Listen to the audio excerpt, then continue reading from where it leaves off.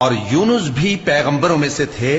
जब वो भागकर भरी हुई कश्ती में पहुंचे, फिर उन्होंने कुरा डलवाया तो ठहरे फेंके जाने वाले। फिर मछली ने उनको निगल लिया, जबकि वो अपने आप को मलामत करने वाले थे। फिर अगर वो अल्लाह की पाकी बयान न कर रहे होते तो उस रोज तक के लोग दोबारा जिंदा किए जाएंगे उसी के पेट में रहते।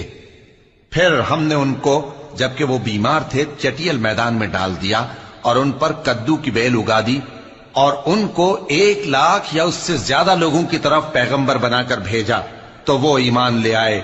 सो हम भी उनको दुनिया में एक वक्त मुकर्रर तक फायदे देते रहे।